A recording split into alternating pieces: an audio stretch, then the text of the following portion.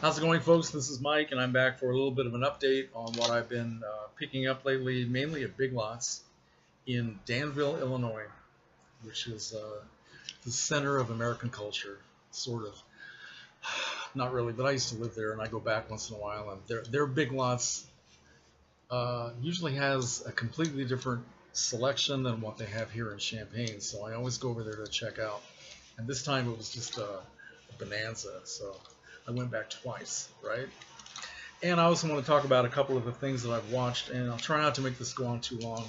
I actually picked up a few Blu-rays, which for me is not a normal occurrence, but I wasn't going to pass these up, all right? So these were all $5 a piece. I bought The Fly, the original, which I've never had a copy of. Haven't seen this in a very, very long time. Voyage to the Bottom of the Sea, okay, which I know I've seen, but I do not remember it at all. This is a great drama from the late 1940s called Gentleman's Agreement, starring Gregory Peck, Dorothy McGuire, and John Garfield. Here's a film called The Ghost and Mrs. Muir, starring Gene Tierney and Rex Harrison, which I also haven't seen in a very, very long time. I'm not sure I have seen it at all, but I think I have.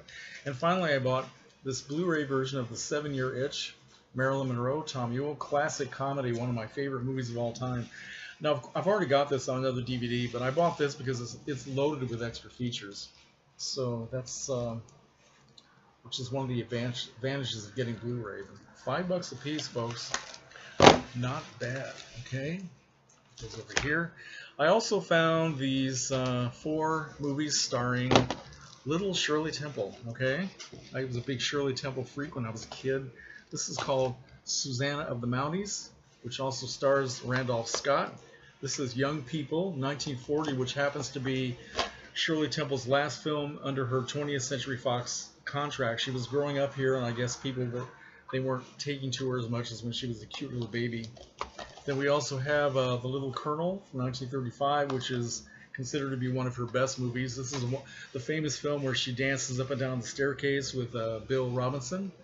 And this is Wee Willie Winkie, I think 1937, and I don't remember this one at all. I'm sure I've seen this, but I honestly don't remember it, so more cute little cheerful Shirley.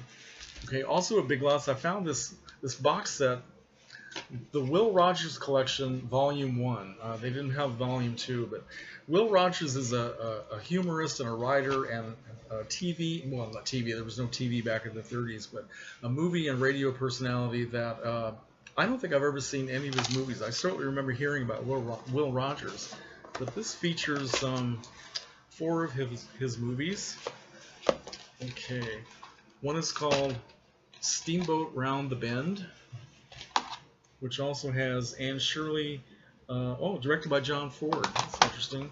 There's a little booklet all about Will Rogers. Will Rogers and Doubting Thomas with Billy Burke. In Old Kentucky. Okay. And here's something called Life Begins at 40. And it certainly did. It certainly does. Okay, so I guess I'm going to learn all about Will Rogers. I really know very little about the man, so that'll be kind of an adventure. Okay.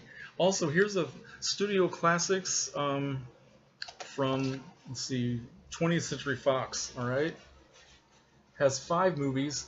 It has the 1948 version of Anna Karenina starring Vivian Leigh, which I've never seen. I've never seen any of these, actually. 1957 film A Farewell to Arms, starring Rock Hudson and Jennifer Jones. Never seen that. And 2 versions of the movie Les Miserables from 1935 and 1952. So that'll be interesting. And finally, a movie from 1957 called The Sun Also Rises, starring Tyrone Power and Ava Gardner. So, and here is a little compilation of movies starring Carole Lombard. Carole Lombard, The Glamour Collection, which I think has a really, really nice cover and slipcase. I know how much you guys love slipcases. This has, let's see, what are the films in this one? It's hard to read. Boy, I'm having trouble reading these. One is called The Man of the World, co-starring William Powell. Another one co-starring Bing Crosby and Ethel Merman called We're Not Dressing, which is a musical comedy. It also features George Burns and Gracie Allen. That'll be fun. Hands Across the Table, which I know nothing about, and Love Before Breakfast, The Princess Comes Across, and True Confession. I haven't seen any of these movies. I know very little about Carole Lombard. One classic star that I know very little about, so that'll be a nice learning experience as well. Here's a movie I bought used at one of my local venues for buying used discs. This is a comedy called Christmas in Connecticut, starring Barbara Stanwyck, Dennis Morgan, and Sidney Greenstreet. I watched this last night. It was great fun, and I don't think I've ever seen this before. Again, it may have been a very long time, and I just don't remember. And finally, at Big Lots, I picked up this fairly recent film starring Brad Pitt and Juliette Lewis called California, just because I read the synopsis and it sounded kind of interesting. It also has David Duchovny and Michelle Forbes. It's I don't know. Don't know anything about it, but I look forward to seeing it. So a couple of things that I've been watching that I bought from different sources. I sent away for 3 movies from oldies.com. Well, no, I didn't get that one from there, sorry. 2 movies from oldies.com. One is a film noir from 1946, I believe, called The Chase, starring Robert Cummings, Michelle Morgan, Steve Cochran, and Peter Lorre, which has just been remastered from Kino Lorber. They did a really wonderful job with this. Kind of a not terribly well-known movie that is very, very interesting and very well done, and I'm glad that I finally got a good print of it.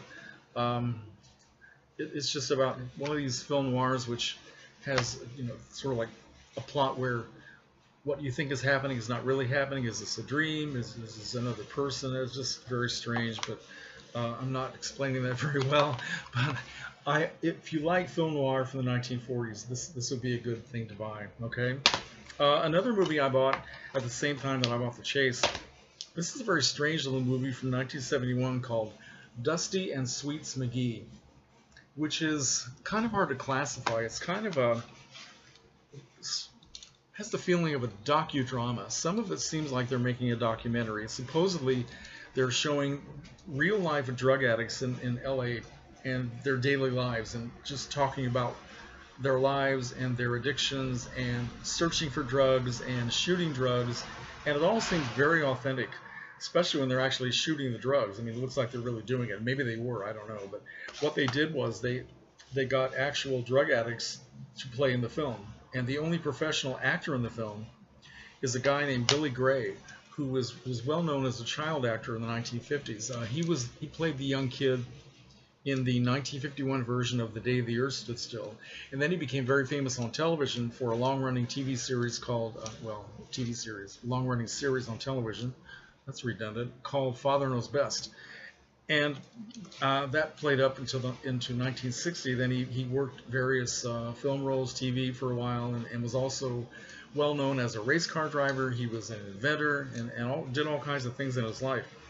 But for some reason, they got involved in making this film in 1971. He plays a drug dealer named City Life, and he's appropriately looking creepy and like a street person, long hair, very thin. Did a good job as an actor. But the strange thing about this movie is, if you remember Leonard Maltin's movie guides that he was putting out for something like 40 years, this is the last one I bought. It was 2012, and now he's stopped printing them.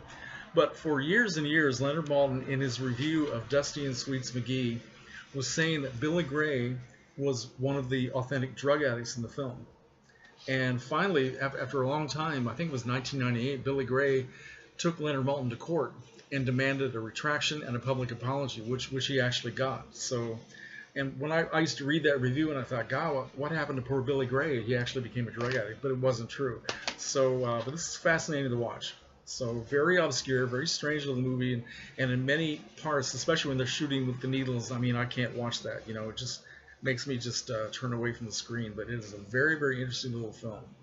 And the final thing that I watched, I sent away for this from Brian's Trash Palace, which is a great website you should all check out.